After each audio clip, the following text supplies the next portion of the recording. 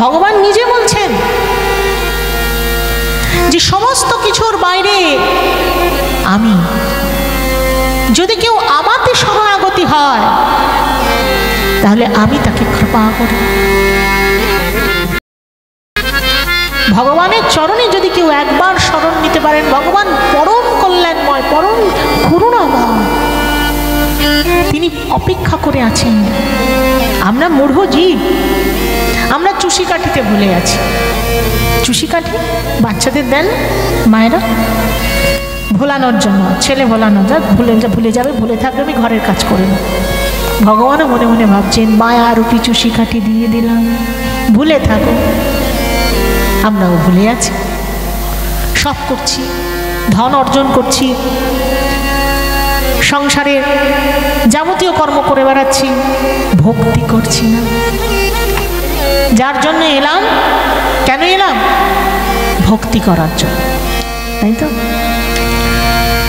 ভগবানের কাছে বলেছিলাম, প্রভু যখন গর্ভাবস্থায় আমরা থাকি, আমরা কষ্ট যন্ত্রণা ভোগ করি, গর্ভ যন্ত্রণা ভোগ করি, অত্যন্ত কষ্টে। মাতৃগর্ভে ওইটুকু ছোট্ট একটু স্থানে একটি জীব থাকে, সে ধীরে ধীরে বড় হয়, কিন্তু তার জায়গা ছোট। তাই ওই যন্ত্রণা, ওই কষ্ট আমরা ভুলে যাই পরবর্তীতে। কিন্তু যখন ওই গর্ভের মধ্যে থাকি, তখন ভগবানকে প্রার্থনা করি, মুক্ত করো, এই যন্ত্রণা হতে মুক্ত করো, তোমার নাম করব, তোমাকে স্মরণ করব। কিন্তু যখন বেরিয়ে এলাম, ভূমিষ্ঠ হয়ে গেলাম, তখন ওই বায়ুর প্রভাবে আমাদের সব বিস্মরণ হয়ে গেল, সব ভুলে গেলাম, মায়ায় জড়িয়ে গেল। তাই শ্রীমদ্ ভাগবত কথা কলিযুগে শ্রবণ করা অত্যন্ত প্রয়োজন, কারণ এর দ্বারাই একমাত্র শুদ্ধ ভক্তির গাঢ় হয়, এর দ্বারাই একমাত্র শুদ্ধ ভক্তি আসে। আর ভক্তি যখন আসবে, তখন অচলা ভক্তি আসবে। সেই ভক্তি এলে তখন ভগবানের প্রতি প্রীতি জন্মাবে, ভগবানের সেবায় মন লাগবে, ভগবানের নাম জপ করবেন। কলিযুগে নাম শ্রেষ্ঠ, কিন্তু ভক্তিবিহীন নাম হয় হয় ভক্তি আসতে হবে। আর এই ভক্তি শেখায় শ্রীমদ্ ভাগবত। শ্রীমদ্ ভাগবত ভক্তি শেখায়। তাই সবসময় বলা হয় কি না, সাধু সঙ্গ করতে হয়, সৎসঙ্গ করতে হয়। সৎসঙ্গে কি হয়? সৎসঙ্গে পাড়া প্রতিবেশী লোকেরা কি করলো সেই আলোচনা হয়? হয় না। ভগবত ভক্তির কথা আলোচনা হয়, কি করলে ভক্তির উদয় হবে সেই কথা বলা হয়। সেই কারণে তখন কি হয়, সৎসঙ্গ করতে করতে, সাধু সঙ্গ করতে করতে ভক্তির উদয় হয়, তখন নামে মতি আসে। ভগবানের জন্য যে সেবা করছি, সেই সেবাটা পূর্ণ সেবা হয়, মন দিয়ে, প্রাণ দিয়ে। কেবলমাত্র করে দিলাম তা না, সকালে উঠে ভগবানকে একটু জল বাতাসা দিয়ে দিলাম, একটু ধূপ লাগিয়ে দিলাম, প্রদীপ লাগিয়ে না। ভক্তি। ভগবান কি চেয়েছিলেন? যখন ভগবান শান্তিদূত হয়ে গিয়েছিলেন কৌরবদের কাছে, পাণ্ডবদের জন্য শান্তিদূত হয়ে গিয়েছিলেন, মনে আছে? শান্তিদূতের মান দুর্যোধন রাখেনি, ভগবানের কথা সে রাখেনি। ভগবান বলেছিলেন 5 ভাইয়ের জন্য 5টা অন্তত গ্রাম দিয়ে দাও, তারা তাতেই সুখী থাকবে, বেশি কিছু চাই না। তাতেও দুর্যোধন মেনে নিল না। ভগবান যখন ফিরে আসছেন, দুর্যোধন বলছেন, হে বাসুদেব, তুমি যে চলে যাচ্ছ, আমার মা তোমার জন্য 56 ভোগ রন্ধন করেছেন, সেবা করে যাও। বলছেন, দেখো দুর্যোধন, মানুষ আহার গ্রহণ করে কখন? 2টো কারণে। এক, যখন মানুষ ক্ষুধার্ত থাকে, আর দ্বিতীয় কি, যদি কেউ প্রেম ভরে কিছু দেয়। বলছে দুর্যোধন, এর দুটোর মধ্যে কোনোটাই তোমার নেই। অর্থাৎ আমি ক্ষুধার্ত নই, আমার ক্ষুধা পাইনি, আর তোমার মধ্যে সেই প্রেমও নেই যে তোমার ঘরে আমি অন্ন গ্রহণ করব। ভগবান দুর্যোধনের অন্ন পরিত্যাগ করলেন, কারণ তার মনে অহংকার ছিল। ছিল, ভক্তি ছিল না। কোথায় গেলেন? বিদুরজির ঘরে। বিদুরানী তাকে কি খাইয়েছিলেন? কলার খোসা। আহা, সেই খোসাই ভগবান আনন্দ নিয়ে গ্রহণ করলেন। আহা, এমন করুণাময় কৃপাময় প্রভু, ভক্ত তাকে কলা না দিয়ে খোসা দিচ্ছেন, ভগবান তাই গ্রহণ করছেন। ভক্ত তাকে প্রেম ভরে যা দেন ভগবান তাই গ্রহণ করেন। ভগবান আড়ম্বর চান না, ভগবান বিশাল কিছু চান না, চান শুধু একটু ভক্তি, একটু প্রেম। ভগবান প্রেমের ভিখারি। আহা, যদি কেউ একবার প্রেম করেন ভগবানের সঙ্গে, যদি একবার কেউ ভক্তি করেন, আমার প্রভু তিনি হাত বাড়িয়ে রেখেছেন, তিনি কৃপা করবেন বলে উন্মুখ। আমরা মূঢ় বুঝতে পারি না, মায়ার সংসারে মায়ার চুষি কাটিতে ভুলে আছি। তাই কলিযুগে শ্রীমদ্ ভাগবতের অনুষ্ঠান হওয়া অত্যন্ত আবশ্যক। শ্রবণ করতে হবে, শ্রবণ করলে মনের মধ্যে সেই ভক্তি হৃদয় হয়। এবার প্রশ্ন হলো, ভাগবতের বক্তা কেমন হবেন? ভাগবত যিনি বলছেন বক্তা কেমন হবেন? বলছেন তিনি হবেন বিরক্ত। বিরক্ত মানে যার মধ্যে কামনা থাকবে না, পাওয়ার কামনা, যিনি নিষ্কামী হবেন, যার মধ্যে কোনো রকমের বাসনা থাকবে না, আমার এটা চাই আমার ওটা চাই, হ্যাঁ, থাকবে না। ভাগবত বক্তার দক্ষিণা পাওয়ার অধিকার আছে, কিন্তু যতটুকু তার প্রয়োজন ততটুকু। কেউ যদি খুশি হয়ে অনেক কিছু দিতে পারেন, যেমন অগস্ত্যজির কাছে যখন শিবজি গিয়েছিলেন মাতা পার্বতীকে নিয়ে, মাতা সতীকে নিয়ে, অগস্ত্য মুনির কথা শুনেছেন তো? অগস্ত্য মুনি তার কাছে শিবজি গিয়েছিলেন মাতা সতীকে নিয়ে ভগবানের কথা শ্রবণ করবার জন্য। কথা শ্রবণ হলো, কথা শ্রবণ করলেন, শ্রবণ করার পর যখন কথা বিশ্রাম হয়ে গেল, তখন শিবজি অগস্ত্যজিকে জিজ্ঞাসা করছেন, বলুন কি চান আপনি? কথা শ্রবণ করেছি, আপনি কি পেতে চান? ভেবে দেখুন, স্বয়ং শিবজি বলছে, দেবাদিদেব মহেশ্বর কি চান বলুন? অগস্ত্যজি বললেন, হে দেবাদিদেব মহেশ্বর, আমি ভগবত কৃপা লাভ করতে চাই। দেখুন, যিনি শ্রবণ করছেন তাকে ভাবতে হবে যে কি দেওয়া উচিত তার। যিনি বলছেন তাকে দক্ষিণা দিতে হয়, কিন্তু যিনি কথা শোনাচ্ছেন তাকে বিরক্ত হতে হবে, তার মধ্যে বাসনা থাকলে হবে না, জাগতিক বাসনা। আর কি করতে হবে? তার মধ্যে পূর্ণরূপে বৈষ্ণবতা যেন থাকে। যিনি ভাগবত বক্তা তার মধ্যে যেন শাস্ত্রের জ্ঞান থাকে। এইরকম হবেন বক্তা, তবেই তিনি ভাগবত বক্তা যথার্থ রূপে পরিগণিত হবেন। আমাদের শাস্ত্রে এও বলে দিচ্ছেন যে একজন বক্তা কেমন বাক্য প্রয়োগ করবেন, কেমন তার বাক্য প্রয়োগ করা উচিত।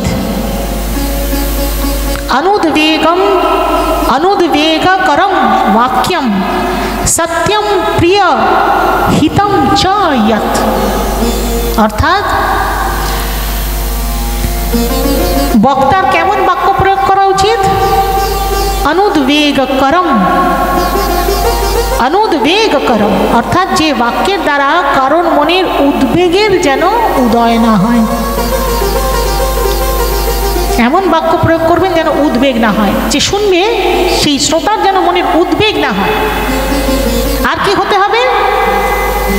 সত্যম প্রিয় হিতম, অর্থাৎ সত্য কথা বলবেন কিন্তু সেটি যেন প্রিয় হয়, অপ্রিয় নয়। সত্য কথা হবে কিন্তু সেটা যেন প্রিয় হয়। আর যেন হিতকর হয়, সমাজের জন্য যেন তা হিতকর হয়। সত্য কথা, কিন্তু সমাজের জন্য যা হিতকর নয় এমন বাক্য বক্তার প্রয়োগ করা উচিত নয়।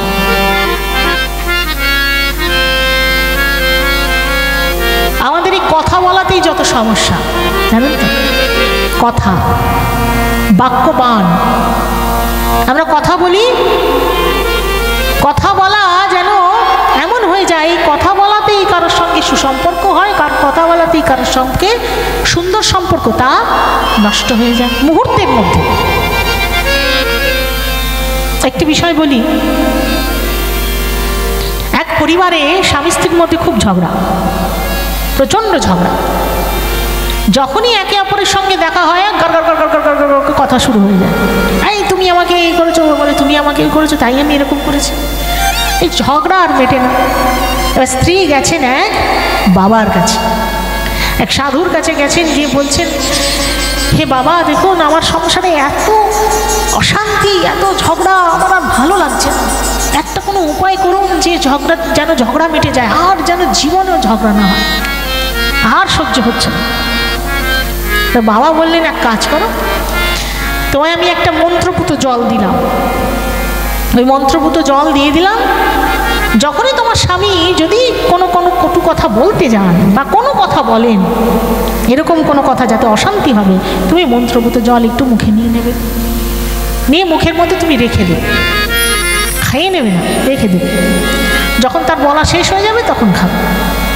ঠিক আছে, সে ওই ফু দেওয়া মন্ত্রপুত জল, এই যে রয়েছে বোতল, ফু দিয়ে দিয়েছেন, জল মন্ত্র দিয়ে ফু পেড়ে দিলেন, দিয়ে দিলেন, যাও নিয়ে যাও। এবার যেই ঘরে ঢুকেছেন সঙ্গে সঙ্গে এই তুমি এম করেছিলে, দেখো কি করেছো, ঘরে ঝগড়া শুরু করে দিল। এইবার সেই স্ত্রী বলছে, দাঁড়াও দাঁড়াও দাঁড়াও, জলের বোতল খেয়ে মুখে দিয়ে একটু মুখে জল রেখে দিলেন, এইবার বল। এবার স্বামী বলছে, যা ঝগড়া করে দিলেন, যা বলার বলছে, বললে একজন কতক্ষণ আর বলতে পারে? ধরুন আপনার সামনে কেউ ঝগড়া করছে, সে কতক্ষণ আর ঝগড়া করতে পারে? আপনি চুপ করে দাঁড়িয়ে রয়েছেন, সে কতক্ষণ আর ঝগড়া করবে? ঝগড়া করতে করতে করতে করতে একসময় পরিশ্রান্ত হয়ে থেমে গেছে। ঠিক আছে, এবার পরের দিন ঘুমিয়েছেন, পরের দিন সকালে উঠেছে, ওঠার পরে স্বামী বলছে, এই তুমি কালকে সে ওই কাজটা করেছিলে, তোমার মনে নেই? আর সঙ্গে দাঁড়াও, আমার বোতলের জল খুলে, ওই মন্ত্রপুত বোতলের জল খুলে আর একটু জল মুখে নিয়ে বলো, শুরু করো, ইশারা করবেন, শুরু করো, মুখে মন্ত্রপুত জল। আবার বলে যাচ্ছে, এই করতে করতে 3 দিন এরকম কেটেছে। ওই যখনই স্বামী বলতে যাচ্ছেন কিছু, সঙ্গে সঙ্গে মুখে ওই যে মন্ত্রপুত জল দিয়ে বসে আছে, উনি বলে যাচ্ছেন, কিছুক্ষণ বাদে থেমে গেছেন। 3 দিন পর আর কোনো ঝগড়া নেই, আর কোনো ঝগড়া নেই। সেই স্ত্রী তো বড় আনন্দিত, স্বামী স্ত্রী দুজনে মিলে গেছেন সেই বাবার কাছে, বলছে, বাবা প্রণাম করছেন, ধন্যবাদ, প্রণাম।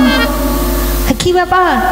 যে আমাদের যা সংসারে ঝামেলা ছিল, অশান্তি ছিল, সব কেটে গেছে বাবা, আপনার কৃপা, আপনার করুণা, অশেষ কৃপা। আপনি বলুন, কি মন্ত্রপুত আপনি জল দিয়েছিলেন বাবা, আপনি যদি একবার বলেন, আমার মতো এরকম জগতে তো অনেকে আছে, তাদেরও কল্যাণ হবে, আপনি একবার এই মন্ত্রটা আমায় একটু বলে দিন। বাবা বলছেন, আসলে যে জলটা আমি দিয়েছিলাম তোমার মনের শান্তির জন্য, আমি তোমার সামনে মন্ত্র পড়ে কিছু একটা বলে দিয়েছি, কিন্তু আসলে আমি কোনো মন্ত্র দিইনি, ওটা এমনি সাধারণ জল, এই বিসলেরির মতো এরকম সাধারণ জল, সাধারণ জল আমি তোমায় দিয়েছিলাম। তোমার মনের বিশ্বাস তুমি দেখলে যে আমি মন্ত্র ভরে দিয়েছি, তুমি সেটা বিশ্বাস করলে, এবং তোমার বিশ্বাসের কি হলো, সেই বিশ্বাসে তুমি তোমাদের সংসার শান্তিতে পরিণত হলো। নিতাই গৌর প্রেমানন্দে। সুতরাং বাক্য এমন প্রয়োগ করা উচিত যেন প্রিয় হয়। সত্য হলো অথচ অপ্রিয় হলো, কারোর মনে আঘাত লেগে গেল, বাণের মতো বিঁধলো, কাটার মতো বিঁধলো, সেই বাক্য সঠিক বাক্য নয়, হিতকারী নয়। বাক্য এমন হবে যার সমাজের কল্যাণকারী, সমাজের কল্যাণকারী যেন হয়। কিছুদিন আগে দেখলাম, ইউটিউবে দেখলাম, একজন কথাবাচক বৃন্দাবন দাস ঠাকুরের একটি পদ নিয়ে বিভিন্ন রকমের মন্তব্য করতে লাগলেন, অশালীন কিছু শব্দেরও প্রয়োগ করেছেন এবং বৈষ্ণব সমাজের এক বৈষ্ণব সমাজকে নিয়ে উদ্দেশ্য করে কিছু অশালীন শব্দের প্রয়োগ করেছেন। এবং আবার কিছুদিন পরে দেখলাম তিনি আবার মহিলা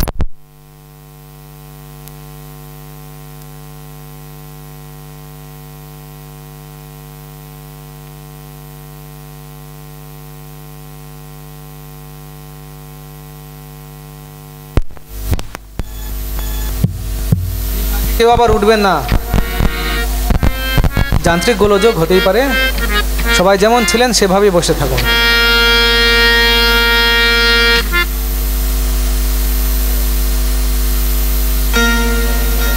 শ্রী রাধে।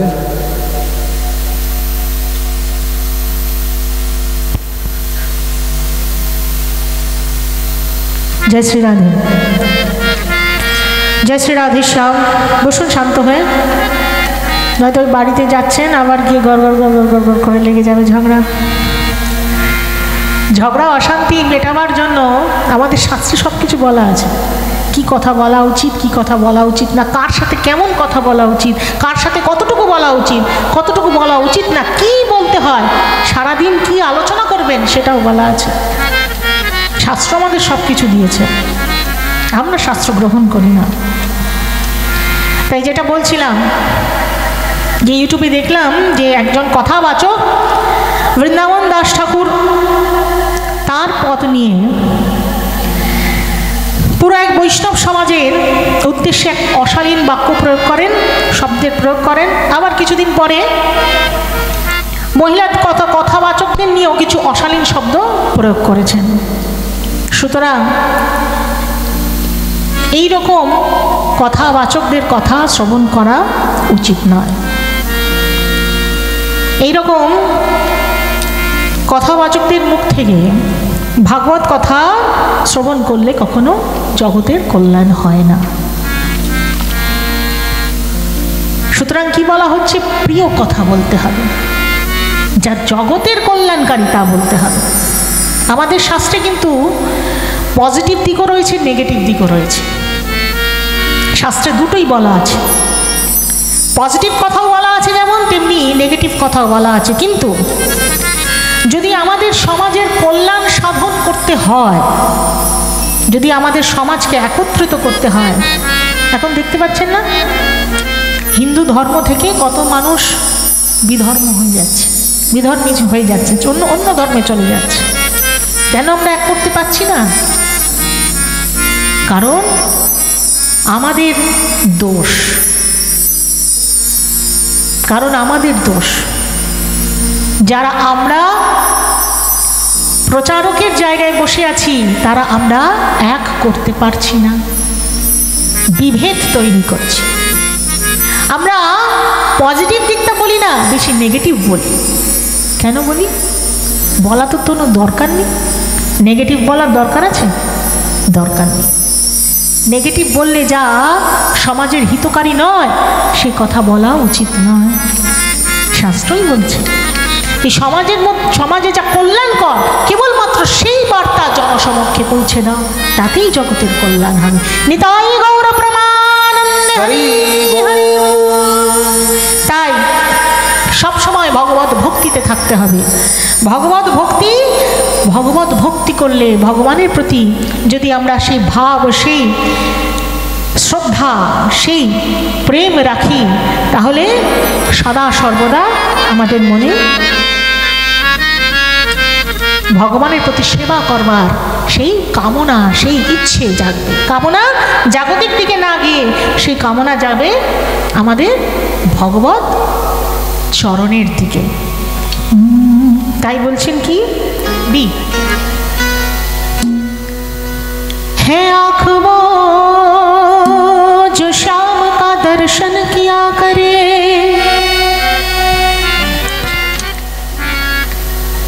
है शीश जो प्रभु चरण में वंदन किया करे,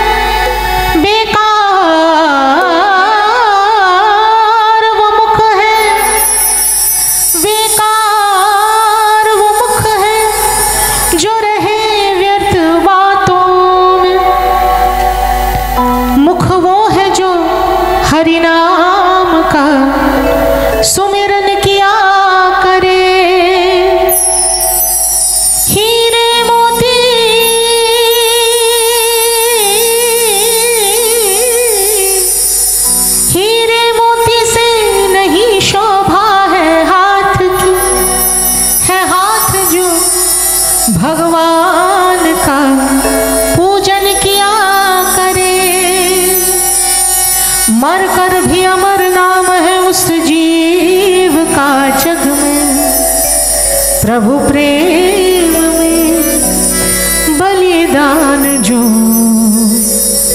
जीवन क्या करे,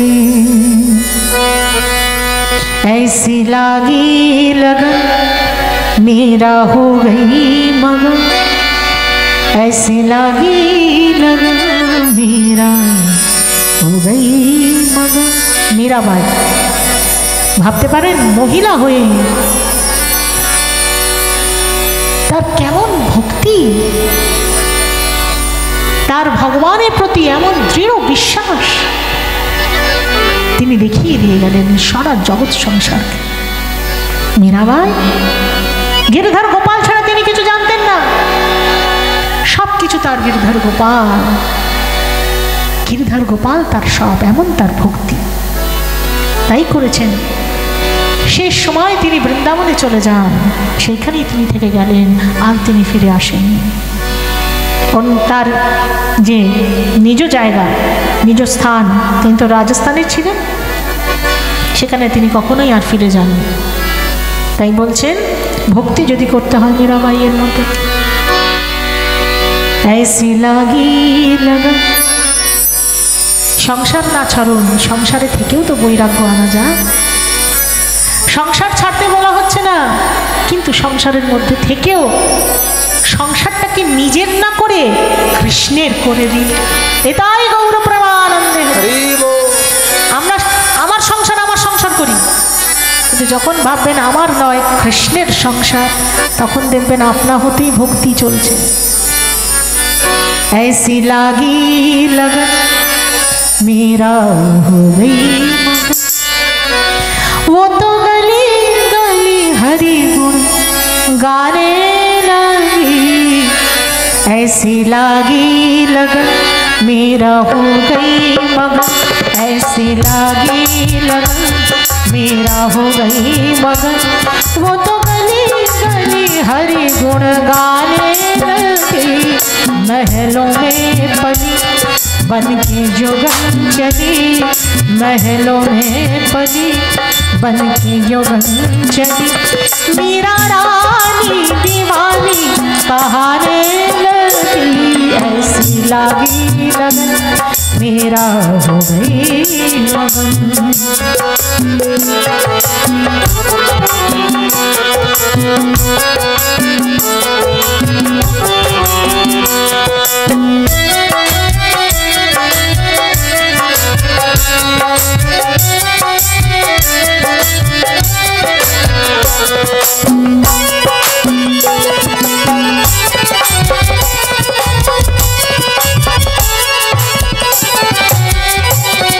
कोई रोके नहीं, कोई टोके नहीं, कोई रोके नहीं, कोई टोके नहीं, मीरा गोविंद गोपाल गाने लगे, बैठे संतों के संग रंगी मोहन के रंग, मीरा प्रेमी प्रीतम को मनाने लगी, वो तो गले गले हरि गुण गाने लगी, लागी लगन मेरा हो गई मगन, ऐसी लागी लगन मेरा हो गई मगन, वो तो गले गले गले गले हरि गुण गाने लगी, ऐसी लागी लगन मेरा हो गई मगन।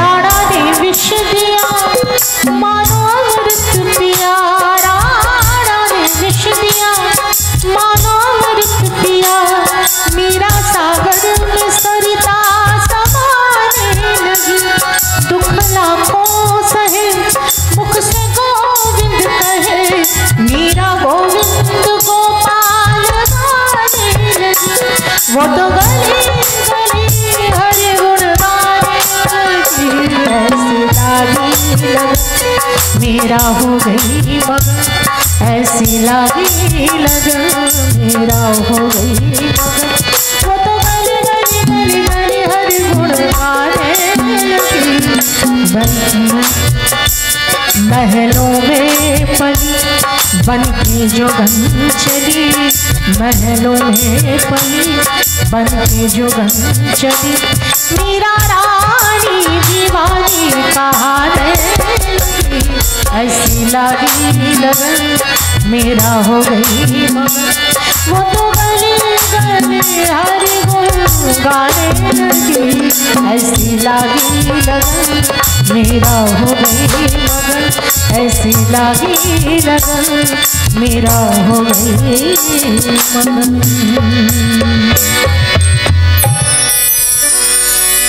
এই জগৎ সংসার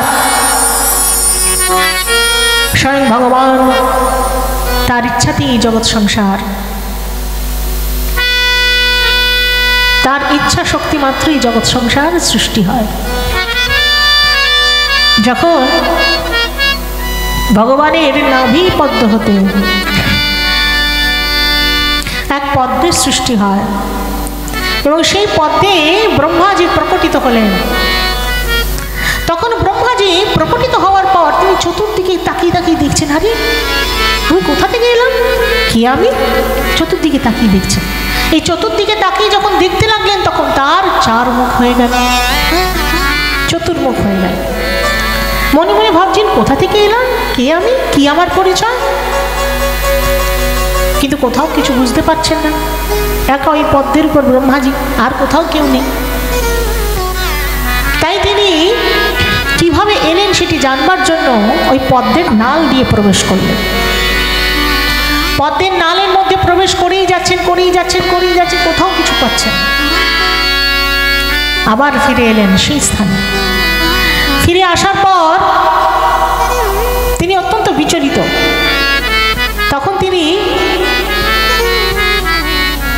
হঠাৎ শুনতে পেলেন যে একটি আকাশবাণী হলো, আর সেই আকাশবাণীতে উচ্চারিত হলো তপ, দুটো শব্দ, তপ। ব্রহ্মাজি বুঝতে পারলেন যে তাকে তপস্যা করতে হবে, তপস্যা করতে হবে, তপস্যা করতে হবে জেনে তিনি তপস্যা করতে লাগলেন।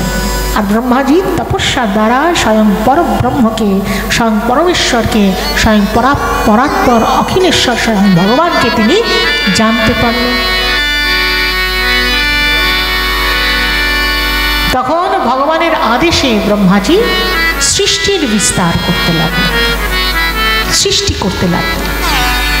ভগবান বললেন তুমি সৃষ্টি করো। ব্রহ্মাজি সৃষ্টি করতে লাগলেন। ব্রহ্মাজি মরীচি আদি ঋষিগণকে সৃষ্টি করলেন, কিন্তু তাদের দ্বারা সৃষ্টির বিস্তার হলো না। সনক কুমার আদিদের সৃষ্টি করলেন, তাদের দ্বারাও সৃষ্টির বিস্তার হলো না। এইভাবে ব্রহ্মাজি অনেক সৃষ্টি করলেন, কিন্তু তার দ্বারা খুব ভালোভাবে সৃষ্টির বিস্তার হচ্ছিল না। তখন ব্রহ্মাজি চিন্তিত হয়ে পড়লেন যে কি করা যায়। ভগবান তো আমাকে বললেন সৃষ্টির যেন বিস্তার হয়, সেই দায়িত্ব দিলেন, কিন্তু সেই দায়িত্ব তো আমি যথাযথভাবে পালন করতে পারছি না, কি করা যায়। এমন সময় ব্রহ্মাজি তিনি দুভাগে বিভক্ত হলেন, নিজেকে দুভাগে বিভক্ত করলেন। একটি হলো স্ত্রী এবং আরেকটি হলো পুরুষ রূপে, প্রকৃতি এবং পুরুষ রূপে। কে সৃষ্টি হলেন? পুরুষ রূপে এলেন মনু এবং প্রকৃতি রূপে এলেন শতরূপা। দেখুন আমরা বলি না আমরা মানুষ, মানুষ বলি তো, আমরা কে? মানুষ। কিন্তু মানুষ শব্দটা কোথা থেকে এলো? ভেবে দেখেছি কখনো? চিন্তা করে দেখেছি মানুষ কেন এলো? কেন মানুষ বলি আমরা নিজেদেরকে? বলুন। আমাদের কোথাও জাগতিক যে আমরা গ্রন্থ পড়ি তার মধ্যে কোথাও পাবো না।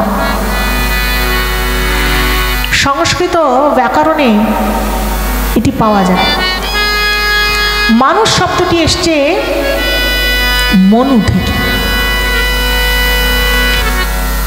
তাহলে ব্রহ্মাজি প্রথম পুরুষ এবং প্রকৃতি সৃষ্টি করলেন, পুরুষ রূপে এলেন মনু, তার থেকেই আমরা, তাই আমরা হলাম মানুষ, মনুষ্য, মনু থেকে মনুষ্য হয়েছে।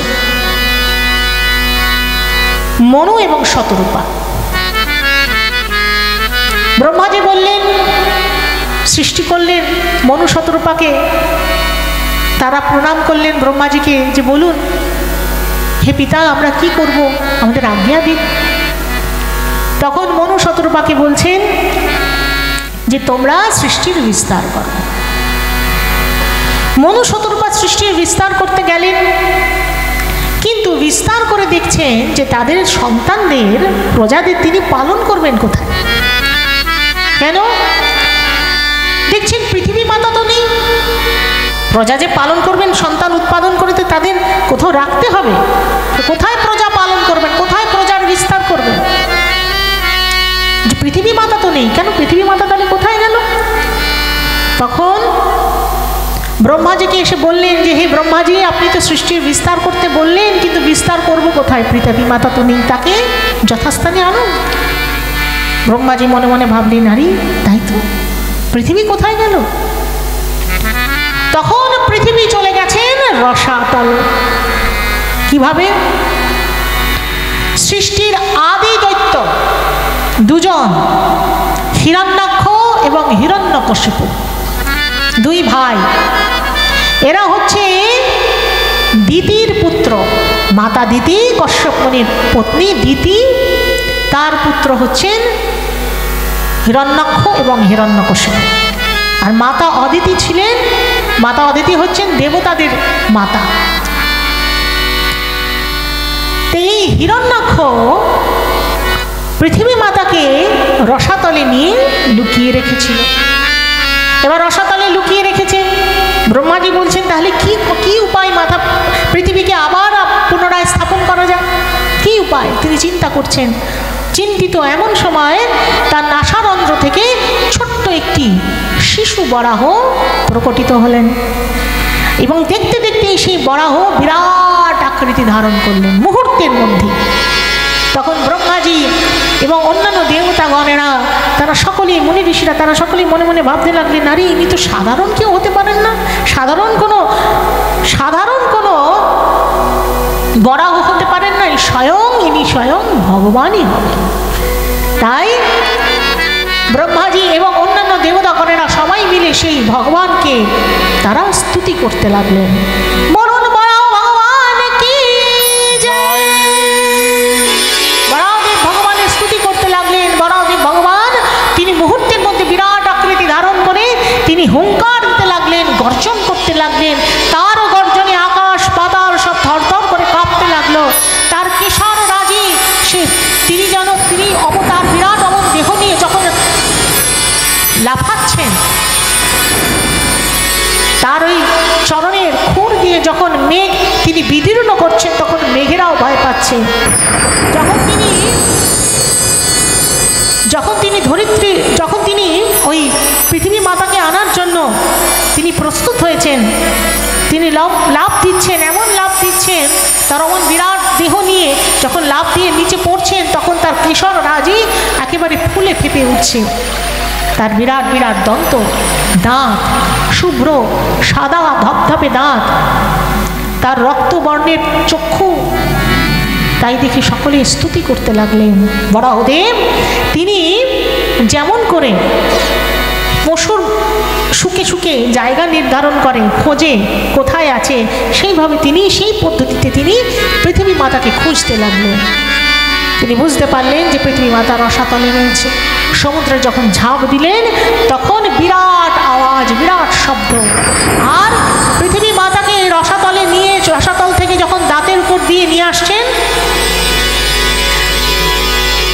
পৃথিবী মাতাকে যখন দাঁতের অগ্রভাগে, তার তো বড় বড় দাঁত, সাদা সাদা ধপধপে সাদা দাঁত, সেই দাঁতের অগ্রভাগে পৃথিবী মাতাকে তুলে নিয়ে আসছেন। নিয়ে এসে যখন পুনরায় প্রতিস্থাপিত করতে যাবেন, সেই সময় পথের মাঝে হিরণ্যাক্ষের সঙ্গে তার যুদ্ধ বেঁধে গেল। অতি সহজেই যেমন ছোট্ট বালক খেলনা নিয়ে খেলা করে ঠিক তেমনিভাবে হিরণ্যাক্ষকে অতি সহজেই ভগবান বরাহদেব তিনি বধ করলেন।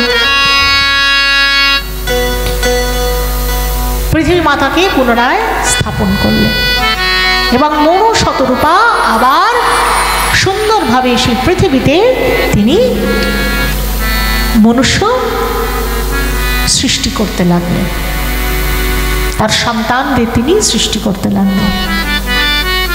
তার প্রথম সন্তান 3 কন্যা এবং 2 পুত্র। সন্তান রূপে তার 3 কন্যা এবং 2 পুত্র হলো। 3 কন্যাদের মধ্যে আকুতি, দেবহূতি এবং প্রসূতি। মাতা আকুতির সঙ্গে রুচি প্রজাপতির বিবাহ দিলেন এবং তাদের ঘরে যজ্ঞদেব ভগবান প্রকটিত হলেন। আর দক্ষিণার সঙ্গে যজ্ঞদেব ভগবানের বিবাহ হলো। দেখবেন যখন যজ্ঞ করা হয় তখন বলা হয় দক্ষিণা দিতে হয়। কেন? যজ্ঞদেব ভগবানের পত্নী হলেন দক্ষিণা, বলি না দক্ষিণা, দক্ষিণা। দেবহূতি মাতার সঙ্গে বিবাহ হলো রুচি প্রজাপতি, কর্দম ঋষির বিবাহ হলো। দেবহূতি মাতার সঙ্গে যখন কর্দম ঋষির বিবাহ হলো তখন তাদের 9 কন্যা হলো এবং কপিল দেব ভগবান তিনি প্রকটিত হলেন। কপিল দেব ভগবান পরবর্তীতে মাতা দেবহূতিকে তিনি অষ্টাঙ্গ যোগের কথা শ্রবণ করিয়েছিলেন। মাতা দেবহূতিকে তিনি শিক্ষা দান করেছিলেন, ভক্তির কথা বলেছিলেন। এবং প্রসূতি 3 কন্যা বলেছিলাম, প্রথমে আকুতি হলো, তারপরে দেবহূতি হলো, এবার প্রসূতি। প্রসূতির সঙ্গে কার বিবাহ দিলেন? দক্ষ প্রজাপতির বিবাহ দিলেন। মাতা প্রসূতি এবং দক্ষ প্রজাপতির 16 কন্যা। এই 16টি কন্যার জন্ম হয়। 13 জনকে ধর্মের হাতে তিনি বিবাহ দিলেন, একজনকে অগ্নির হাতে তুলে দিলেন, একজনকে সম্মিলিত পিতৃগণের হাতে তুলে দিলেন এবং একজনের সঙ্গে বিশ্ব সংহারকারী শঙ্কর ভগবানের বিবাহ দিলেন। তিনি কে? তিনি হলেন জগজ্জননী মাতা সতী। এই 3 কন্যার দ্বারা আকুতি, দেবহূতি এবং প্রসূতি, মনুর এই 3 কন্যার দ্বারাই বিস্তার হয় সংসারে। আর 2 পুত্র কারা? 2 পুত্র হলেন প্রিয়ব্রত এবং উত্তানপাদ। দক্ষ প্রজাপতি যখন কন্যা সতীকে শিবজির সঙ্গে বিবাহ দিলেন, বিবাহের পর দক্ষ প্রজাপতির সঙ্গে শিবজির দ্বন্দ্ব হয়, দেশ হয়, ঝগড়া লাগে। কিসের? শিবজি তিনি তো পরম মঙ্গলময়, সর্বমঙ্গলময়। মৈত্রেয়ীজির কাছে বিদুরজি বলছেন, এই যে প্রসঙ্গ শুনছেন এই প্রসঙ্গকে বলছে বিদুর মৈত্রেয়ীর সংবাদ। এই যে আপনারা ভাগবত কথা শ্রবণ করছেন, ভাগবত কথা কিন্তু বিভিন্ন সময় বিভিন্ন পরিস্থিতিতে বিভিন্ন জনে শ্রবণ করেছেন এবং বিভিন্ন জনে বলেছেন। যেমন পরীক্ষিতকে বলেছেন কে? ছিল সুখদেবজি। ঠিক তেমনি শৌনকাদি ঋষিগণকে বলেছিলেন সুতজি। ঠিক তেমনি বিদুরজিকে বলছেন কে? মৈত্রেয়ী মুনি। তাই এই যে বলছেন, এই বলাকে বলা হচ্ছে সংবাদ। এই যে কথা আলোচনা হচ্ছে একে বলছেন সংবাদ। কার সঙ্গে কার সংবাদ হচ্ছে? বিদুরজির সঙ্গে মৈত্রেয়ী মুনির সংবাদ হচ্ছে। বিদুরজি মৈত্রেয়ী মুনিকে জিজ্ঞাসা করছেন, হে মৈত্রেয়ীজি, শিবজি তো ভদ্র পুরুষ, অর্থাৎ মঙ্গলময় পুরুষদের মধ্যে তিনি শ্রেষ্ঠ। শিব শব্দের অর্থই হলো সর্বমঙ্গলময়।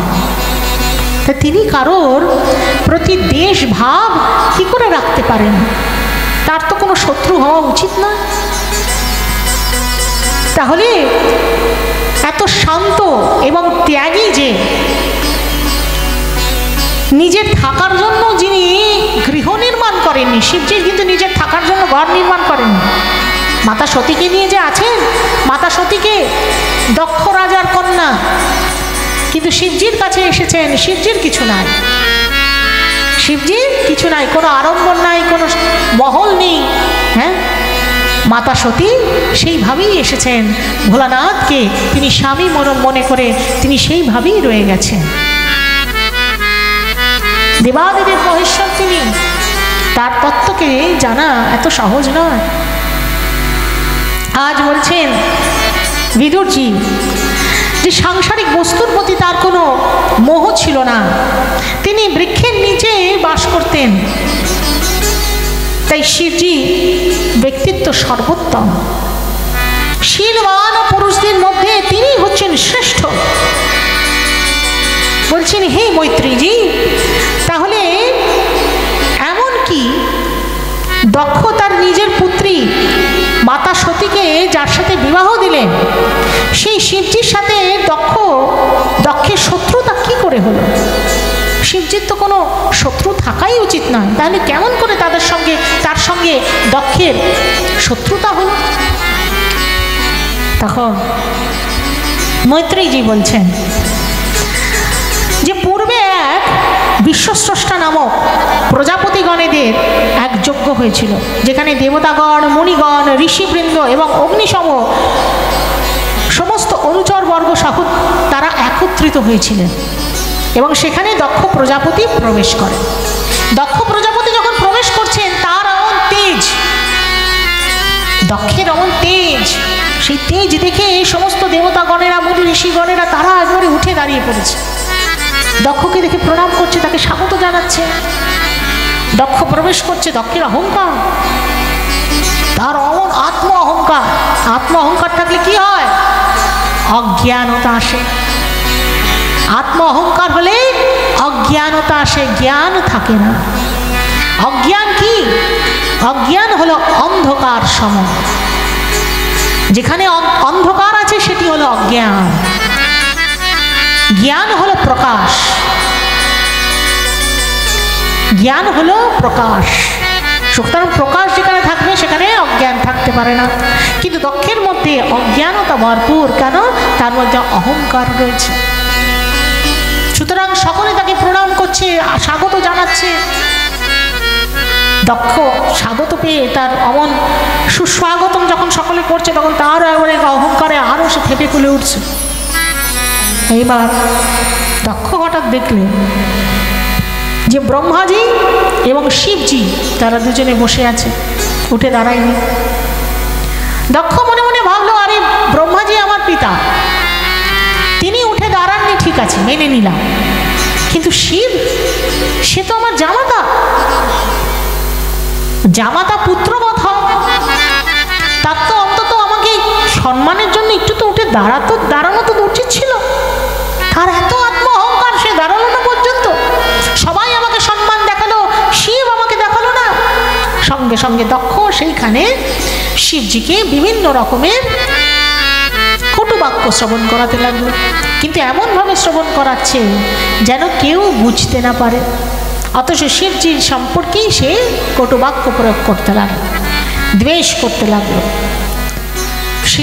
দক্ষ বলতে লাগলো যে এই শিব যে থাকে শ্মশানে মশানে পড়ে থাকে, যার নিজের থাকার কোনো জায়গা নেই, যে ভিখারির মতো ঘুরে বেড়ায়, সেই শিবের হাতে আমি আমার কন্যাকে বিবাহ দিয়েছি, আমি এখন নিজেই কষ্ট পাচ্ছি, নিজের মনে হচ্ছে যে আমার এটি বিবাহ দেওয়া উচিত হয়নি। যখন দক্ষ শিবজিকে এমন কটুবাক্য শ্রবণ করাচ্ছে, তখন শিবজি কিন্তু চুপচাপ বসে রয়েছে, তার মনে তো কোনো দ্বেষ নেই, তার মনে বৈরাগ্য। দক্ষ যাই বলুক না কেন, শিবজি কিন্তু শান্ত হয়ে বসে আছেন, কারণ তিনি শিব, সর্বমঙ্গলময়। শিবজি বসে রয়েছেন, একটি কথাও বলেননি। দক্ষ ক্রোধ করে, রাগ দেখিয়ে, অহংকারে বশবর্তী হয়ে সেই স্থান পরিত্যাগ করে চলে যায়।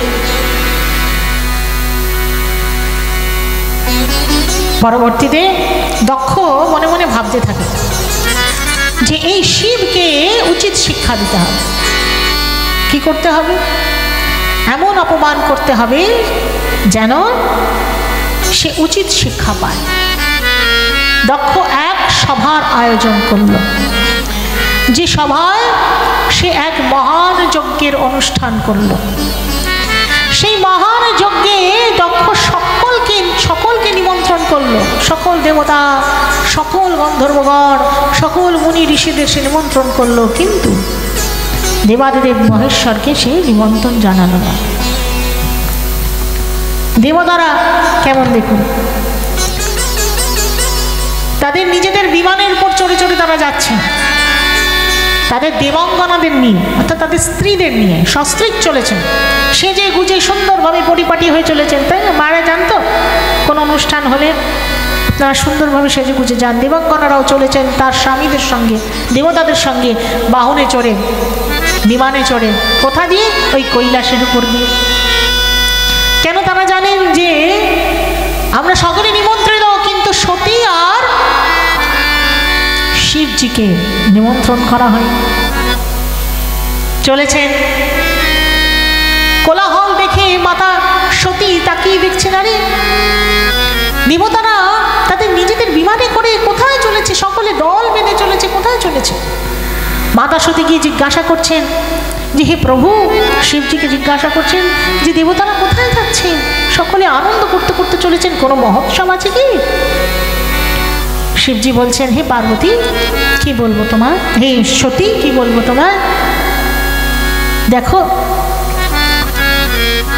তোমার পিতা এক মহান যজ্ঞের অনুষ্ঠান করেছে, বিরাট বড় যজ্ঞ হচ্ছে তোমার পিতৃগৃহে, সেইখানে তিনি সকলকে নিমন্ত্রণ করেছেন, কিন্তু হে সতী তোমার সঙ্গে, তোমাকে সে নিমন্ত্রণ করেনি কেন? আমার সঙ্গে তোমার পিতার দ্বেষ রয়েছে, তাই বিদ্বেষ রয়েছে, আমার বিদ্বেষ করার কারণে তোমার পিতা তোমাকেও নিমন্ত্রণ করেনি। মাতা সতী, পিতৃগৃহ মায়েদের বড় প্রিয়, তাই না? মাতার কাছে, পিতার কাছে নিজের শৈশব কাল যেখানে কেটেছে সেটি মায়েরা ভুলতে পারেন না, কখনো পারা যায় না। মাতা সতীর মনে বড় ইচ্ছে যে আমি আমার পিতৃগৃহে যাব, পিতা মহান যজ্ঞানুষ্ঠান করছেন, সেই যজ্ঞ আমি দর্শন করব, আমিও যাব। মনে মনে তার বড় ইচ্ছা, সেই ইচ্ছা শক্তিকে তিনি দমিয়ে রাখতে পারছেন না। মাতা সতী শিবজির কাছে গিয়ে বলছেন, হে প্রভু আমাকে অনুমতি দিন পিতৃগৃহে যাওয়ার। আমার পিতা নিমন্ত্রণ করেননি তো কি হয়েছে, আমি তো তার কন্যা, আমি তো যেতেই পারি, আর আমি গেলে তিনি কি আমাকে অবহেলনা করবে? মাতা সতী বলছেন, হে স্বামী, মিত্রের গৃহে, গুরু গৃহে, পিতৃগৃহে তো বিনা নিমন্ত্রণেও যাওয়া যায়। বন্ধুর কাছে বিনা নিমন্ত্রণেও যাওয়া যায়, গুরু গৃহে বিনা নিমন্ত্রণেও যাওয়া যায়, আর পিতৃগৃহে যাওয়া যায়। বলছেন, হে স্বামী আমাকে অনুমতি দিন। শিবজি বলছেন, হে সতী, বিনা নিমন্ত্রণে কোথাও যাওয়া উচিত নয়। তোমার পিতা সকলকে নিমন্ত্রণ করেছেন, তোমাকে নিমন্ত্রণ করেনি, সেখানে কি যাওয়া তোমার উচিত হবে? তোমার যাওয়া উচিত না, যেও না। মাতা সতী তবুও বলছেন, না আপনি অনুমতি দিন, একবার আমি দেখেই চলে আসব, আমি শুধু যজ্ঞকুণ্ড পরিক্রমা করেই চলে আসব, বেশিক্ষণ থাকবো না। মাতা সতীর যখন পরম ইচ্ছা দেখলেন, তখন দেবাদিদেব মহেশ্বর বুঝতে পারলেন যে সতীকে যদি আমি এখন আটকে দিই তাহলে তার কল্যাণ হবে না, আর সতী যদি সেইখানে যায়ও তবুও তার কল্যাণ হবে না। তাই দেবাদিদেব মহেশ্বর আর কিচ্ছু বললেন না, চুপ করে রইলেন। মাতা সতী তখন ক্রোধান্বিত হয়ে গেলেন, ক্রোধে একবার ঘরে যাচ্ছেন, একবার বাইরে যাচ্ছেন, ঘরে যাচ্ছেন, বাইরে যাচ্ছেন। এমন সময় মাতা সতী মনে মনে ভাবলেন যে আর আমি ফিরে আসবো না। মায়েদের একটু ক্রোধ যখন হয় তখন মায়েরা মনে মনে ভাবেন, আয় বাপের বাড়ি চলে যাবো, আর ফিরে আসবো না। কি হ্যাঁ, বাক্স গুটিয়ে নিলেন, চলো বাড়ি, বাপের বাড়ি চলে যাবো। হ্যাঁ, ছেলের হাত ধরে চললাম বাপের বাড়ি, আর আসবো না তোমার ঘরে। মাতা সতী যখন চলে যাচ্ছেন ডাক দেখিয়ে, তখন মহেশ্বরের যে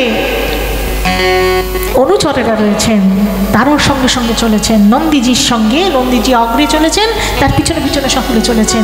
মাতাকে বলছেন, মাতা দাঁড়ান দাঁড়ান। নন্দীজির কাঁধে পিঠের উপর মাতাকে বসিয়ে সকলে মিলে চললেন দক্ষ রাজের কাছে, মহলে চললেন। যখন দক্ষের মহলে প্রবেশ করছেন মাতা সতী, বোনেরা তাকে দেখছেন, কিন্তু কেউ তার সঙ্গে কথা বলছে। নিজের লোকেরা তাকে দেখছেন, কিন্তু কেউ তাকে জিজ্ঞাসা করছেন না কেমন আছো। মাতা সতী মনে মনে ভাবছেন, ঠিক আছে, এরা কথা বলছে না তো কি হয়েছে, আমি মায়ের সঙ্গে দেখা করে আসি। মা মৈনার সঙ্গে দেখা করতে গেলেন, মনে মনে ভাবছেন যে মা আমাকে ফেলে দিতে পারবেন না। মায়ের সঙ্গে যখন দেখা করলেন, মা আগলে ধরলেন, মাকে স্পর্শ করলেন, অর্থাৎ মাকে জড়িয়ে ধরলেন। মাকে আলিঙ্গন করার পর মাকে বলছেন, মা আমি যজ্ঞকুণ্ড পরিক্রমা করে আসতে চাই। মাতার অনুমতি নিয়ে তিনি যখন যজ্ঞকুণ্ডে প্রবেশ করলেন, যেখানে যজ্ঞ হচ্ছে সেই স্থানে যখন প্রবেশ করলেন, তখন দেখছেন কি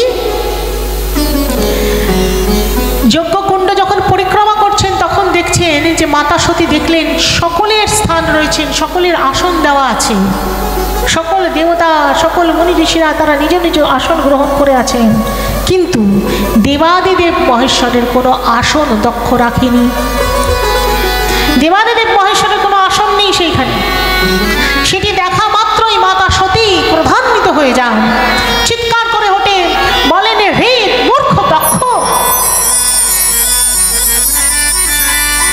দেবাদিদেব মহেশ্বর, দেবতাদের যিনি শ্রেষ্ঠ, সেই মঙ্গলময়, সেই সর্বমঙ্গলকারী দেবাদিদেব মহেশ্বর, তুমি তার স্থান রাখনি?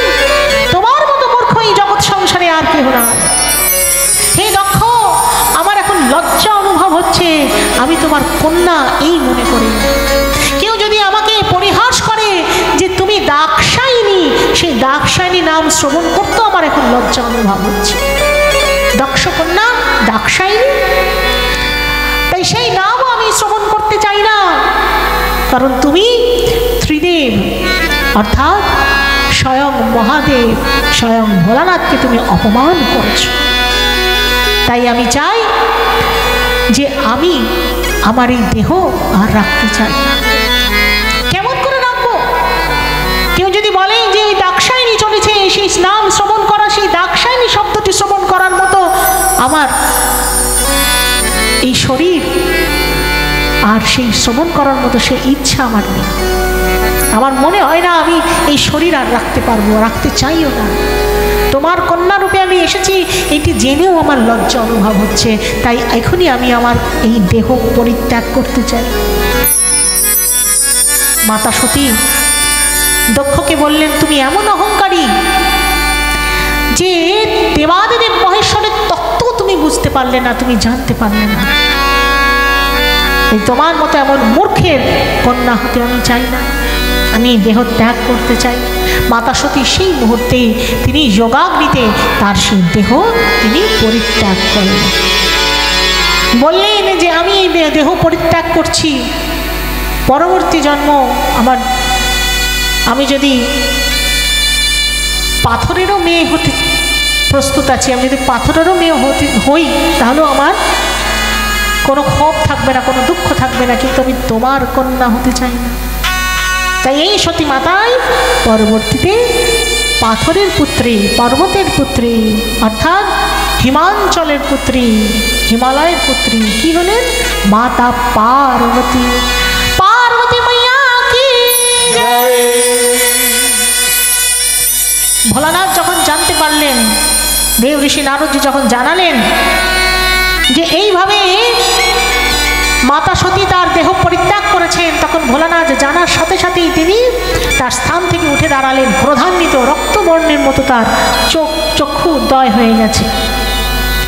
তিনি সঙ্গে সঙ্গে সেই স্থানে উঠে দাঁড়িয়ে তার অধর থরথর করে কাঁপছে।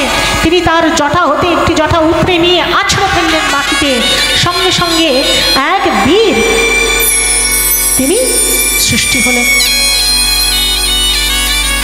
তার নাম হলো বীরভদ্র। বীরভদ্রজি প্রণাম করছেন, হে প্রভু বলুন কি আজ্ঞা।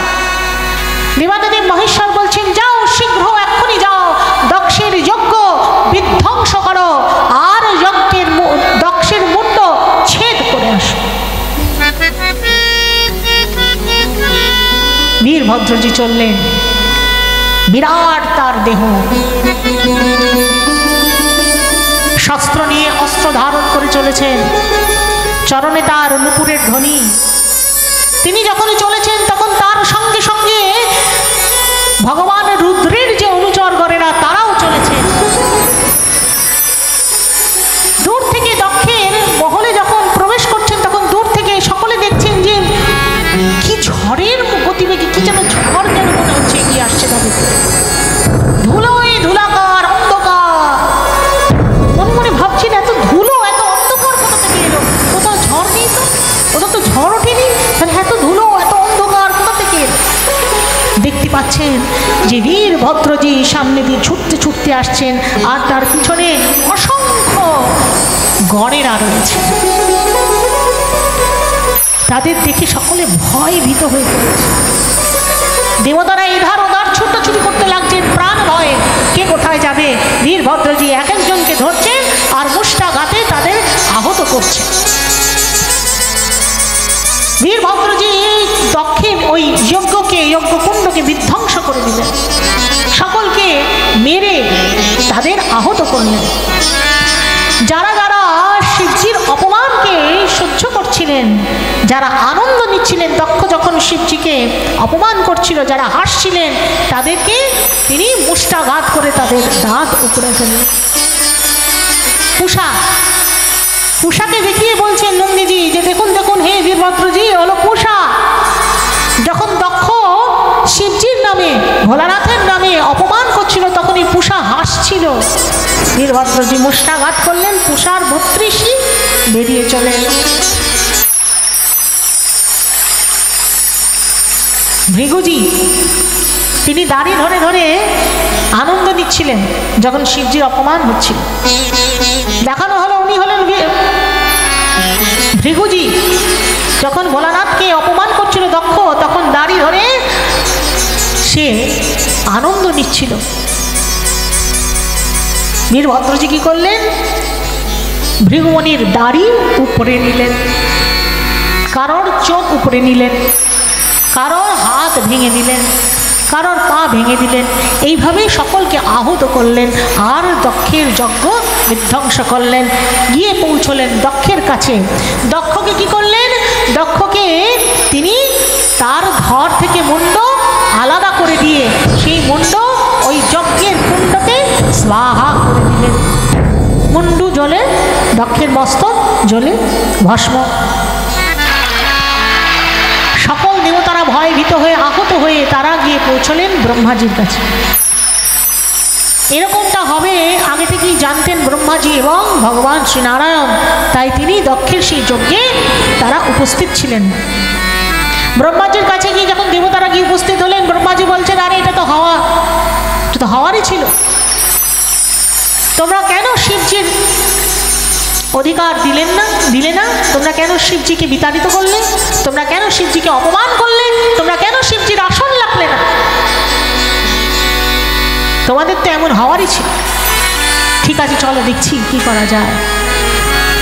ব্রহ্মাজি তখন শিবজির কাছে গেলেন, গিয়ে বলছেন, হে শিবজি, আপনি চিন্তা করবেন না, যজ্ঞের সর্বাধিকার আপনার থাকবে। যজ্ঞের সমস্ত যে ভাগ, সে ভাগ আপনিই পাবেন। হে শিবজি, আপনি কৃপা করুন। দক্ষের যে অসমাপ্ত যজ্ঞ, সেই যজ্ঞকে আপনি সমাপ্ত করুন। দক্ষকে আবার পুনরায় যজমান মানে কি? যে করাচ্ছে, তাকে বলা হয় যজমান। দক্ষকে আপনি আবার পুনরায় সেই অবস্থায় ফিরে আনুন যেন যজ্ঞ সে সম্পূর্ণ করতে পারে। ব্রহ্মাজি বলছেন, যে সমস্ত দেবতারা আহত তাদের আপনি কৃপা করুন, তারা যেন সুস্থ হয়ে যায়। উষা যেন গ্রহণ করতে পারে, ভোগ যা নিবেদন করা হবে দেবতা তো, তা সে যেন গ্রহণ করতে পারে। ভৃগুমুনিকে আপনি কৃপা করে আবার পূর্বাবস্থায় ফিরিয়ে দিন। শিবজি গেলেন, গিয়ে বলছেন, দক্ষ দক্ষ মস্তক তো অগ্নিকুণ্ডে ভস্ম হয়ে গেছে, এখন কি করা যাবে? এখন আর কোনো উপায় নেই। দক্ষের মতো এমন অহংকারীর একটাই উপায় আছে, এই অহংকারীর একমাত্র ছাগ মুন্ডই লাগতে পারে। তাই যাও, ছাগ মুন্ড নিয়ে এসো। দক্ষের দেহের সঙ্গে ছাগ মুন্ড যোগ করে দিলেন। অহংকারী ব্যক্তির কেমন হয়? দক্ষের মতো দশা হয়। শিবজি সেই দশা করে দিয়েছিলেন। পরম কল্যাণময়, পরম মঙ্গলময় শিবজি ব্রহ্মাজির কথা অনুসারে তিনি দক্ষের যে যজ্ঞ, সেই যজ্ঞকে তিনি সমাপ্ত করলেন আর সকলকে যথাযথভাবে আবার পুনরায় অবস্থায় ফিরিয়ে আনলেন। তাই শিবজি পরম কল্যাণময়, তার কৃপা, তার করুণা, তিনি বৈষ্ণব, তিনি সদা সর্বদা ধ্যানে মগ্ন থাকেন। তাই তার তত্ত্ব বুঝতে গেলে, শিবজির তত্ত্ব বুঝতে গেলে অহংকার রাখলে চলবে না। দক্ষের যেমন অহংকার ছিল, যার ফল স্বরূপ তাকে ছাগমণ্ড পেতে হলো। তাই সেই অহংকার থাকলে ভক্তি আসে না। অহংকার থাকলে ভক্তি কেন, শিবজির করুণাও লাভ করা যায় না। তাই বলছেন কি, ভোলানাথ সে নিরালা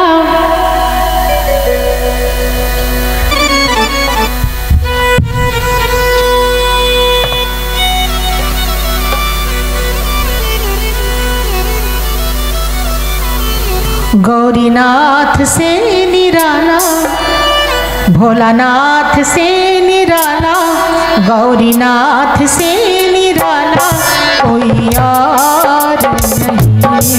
भोलानाथ से निराला, गौरीनाथ से निराला कोई और नहीं। भोलानाथ से निराला, गौरीनाथ से निराला कोई और नहीं।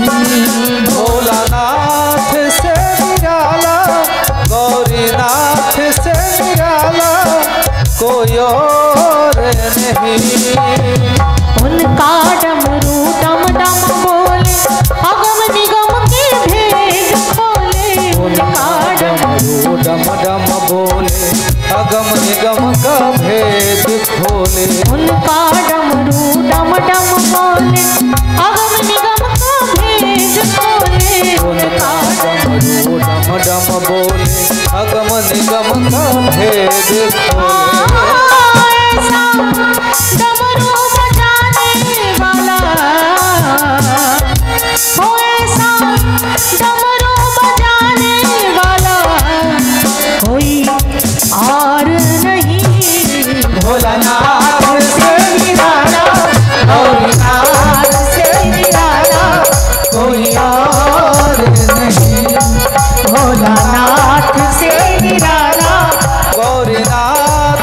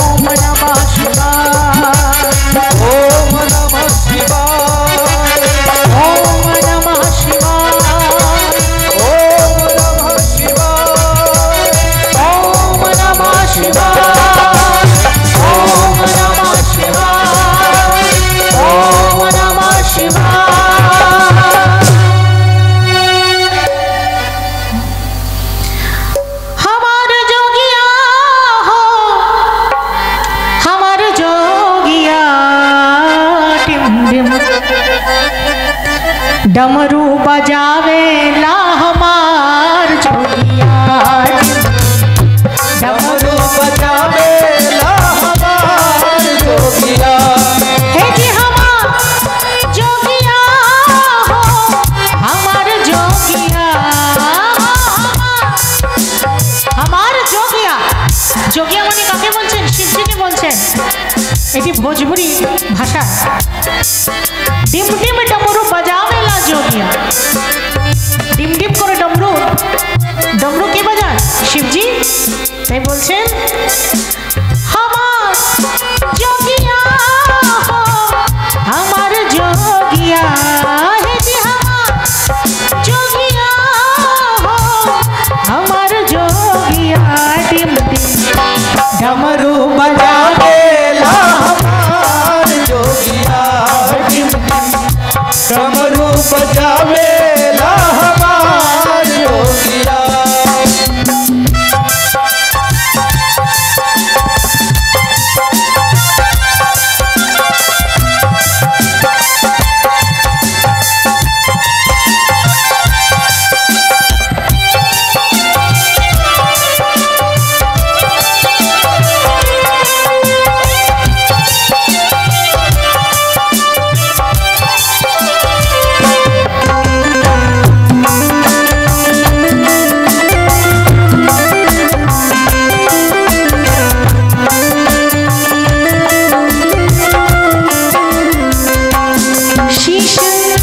गंगा जी के धार सोहे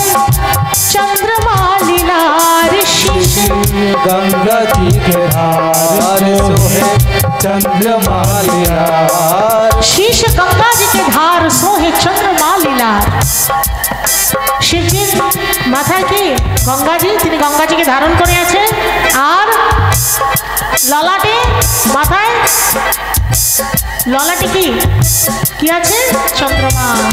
তাই বলছেন शीश गंगा जी के धार सोहे चंद्रमा लीलार, अंग भभूति रमावे ला हमार जोगिया। শিবজির অঙ্গে কি ভভূতি, হ্যাঁ শ্মশানে ভস্ম তিনি মেখে থাকেন, তাই তো। शीश गंगा जी के धार सोहे चंद्रमा लीलार, शीश गंगा जी के धार सोहे चंद्रमा लीलार। शीश गंगा जी के धार सोहे चंद्रमा लीलार, शीश गंगा जी के धार सोहे चंद्रमा लीलार। अंग विभूति रमावे ला भभूति रमावे ला हमार जोगिया, हे जी हमार जोगिया हो, हमार जोगिया, हमार जोगिया हो, हमार जोगिया। डिम डिम डमरू बजावे ला हमार जोगिया, डमरू बजावे ला हमार जोगिया।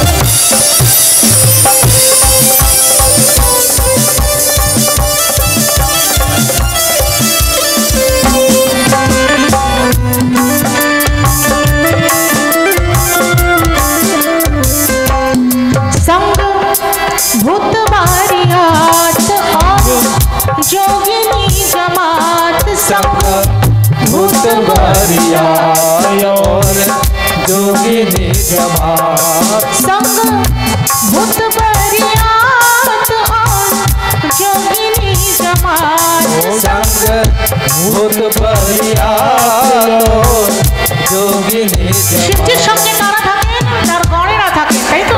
ভূত প্রেত, শিবজি পরম করুণাময় না, তাই ভূত প্রেতকেও তিনি করুণা করেছেন। ভূত প্রেতেরা তারা তো কারোর কাছে যেতে পারেন না, তাই শিবজির কাছে তারা আনুগত্য স্বীকার করে। তাই শিবজি তাদেরও কৃপা করেন।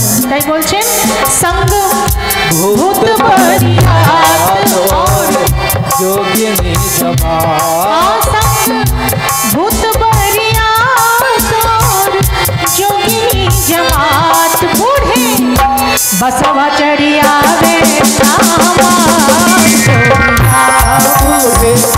बसवा चढ़िया बेला हमार जोगिया,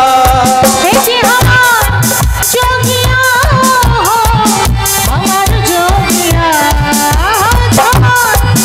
जोगिया हमार जोगिया, डमरू बजावे डमरू बजावेला हमार जोगिया।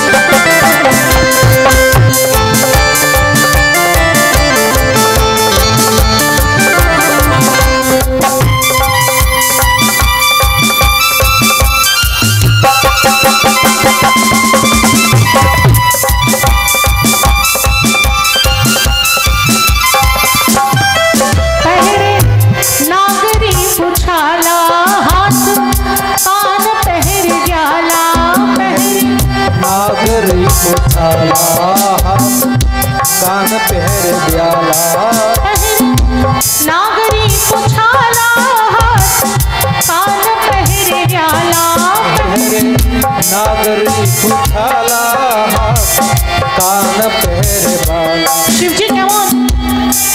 তিনি ছাল পরে থাকেন, তাই তো? তার পোশাকে ছাল পরে থাকেন, নাগ তার গলায় জড়িয়ে থাকে।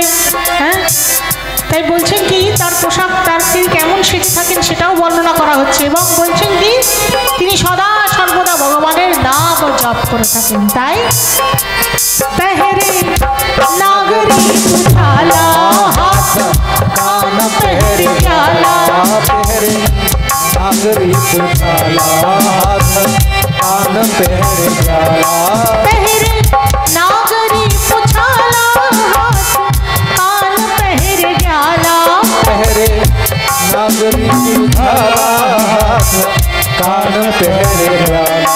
हरदम राम नाम का वेला राम नाम का वेला हमार जोगिया, हरदम राम नाम का वेला हमार जोगिया, हरदम राम नाम का वेला हमार जोगिया।